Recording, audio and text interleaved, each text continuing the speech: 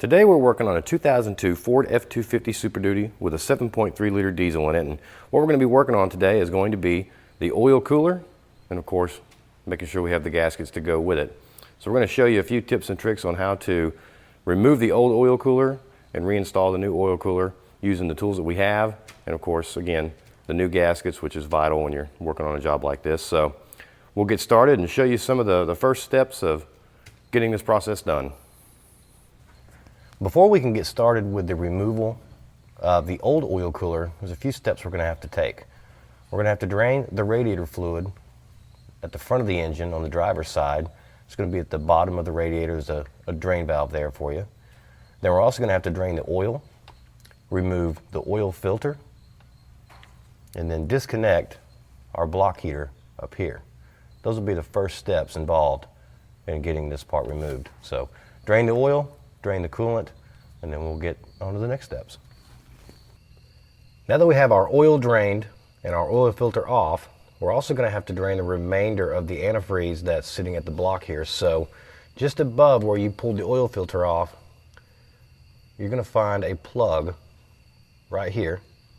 Make sure you have a catch pan ready because that's going to dump anywhere between 2.5, 3 gallons of antifreeze out. So have your catch pan ready to go. Pull that plug, let that antifreeze drain, and then you're on to the next steps, which are going to be removing the bolts from the oil filter housing. You have one up top here, and in the back we have one back here, and then a little bit further up, one back here. You'll want to keep that catch pan readily available because once you pull those bolts and break this oil filter housing free from its mount, you're going to have a little bit of antifreeze come out from there as well. So make sure that catch pan is ready, and you'll have all the antifreeze in one spot versus all over the floor. And then we can move on to the next steps. Now that we've got our 3 bolts loose, and we've gone ahead and let the rest of that radiator fluid, that antifreeze, drain out, we're just going to have to basically break the oil pump housing free from its base. We'll use a prybar. Just get right in behind it. Just give it a little bit of a tug. And there we go. And once we have the oil filter housing broken free, we can then go right up onto the oil cooler, press a couple times there, and then we should be able to just pull her right out. And there we have it. Once you have the old oil cooler removed along with the filter housing, you'll just take a pry bar. You'll notice that there's a line in the housing here. Get in between the notch of the oil cooler and that housing. You'll just gently budge.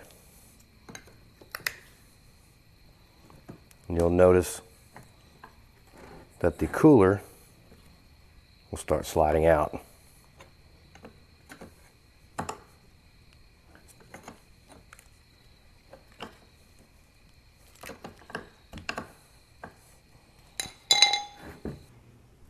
Once you have the oil cooler and oil filter housing off from the back side, you're going to come to the front side of the motor, and this is a little bit more difficult to get to, but if you remove your bottom radiator hose here, you'll be able to see the housing, which is right here. You have one bolt here. I've already broken that free so you can see. And then on the other side of that, there's another bolt. They're both going to be 10 millimeter. Once you remove those 2 bolts, you can pull that front side of the housing right out through this hole. That way we can get the new gasket on its mounting plate over here. Now that we have the whole oil cooler assembly removed, we can now begin installing the new oil cooler itself. Now before we can do that, we need to make sure that we clean up all of our mounting surfaces on both the oil cooler filter housing as well as the front housing of the oil cooler. And I will make this one note: when I removed both the oil filter housing and the front housing, the gaskets did not come with them. So I had to go back and remove those gaskets from their mounting area. Make sure you do that and make sure those gaskets do come off, because you don't want to have a situation where you double gasket. That's just a quick way for you to have a lot of leaks and a lot of problems coming up. So now that we have our new oil cooler, we've installed both our bottom and top O-rings on both sides.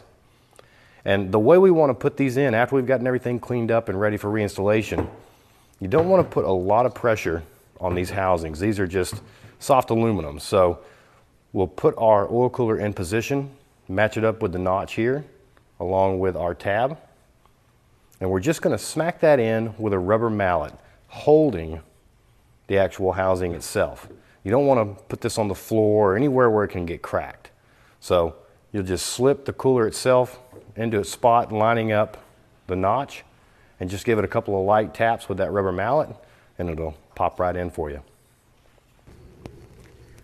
We now have the cooler back in place, and a little tip I learned, it's actually a lot easier just to reinstall the front mount first, get that gasket in place and those bolts down, and then we can just take the oil cooler and slide it through, and when we get it to meet up to that front mount, we'll take this pry bar and go in between the cooler and the exhaust, and that'll actually slip it right into place, right there at the front mount.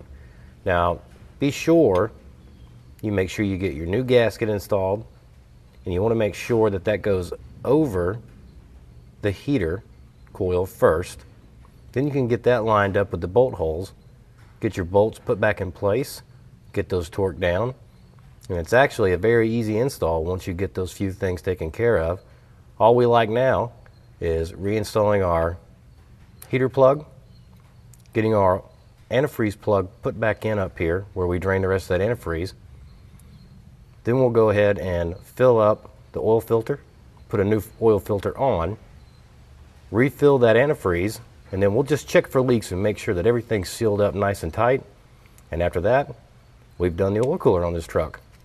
And hopefully now you have a better understanding of what it does take to get the oil cooler taken care of and taken out, reinstalled, and having this truck back up and running in no time.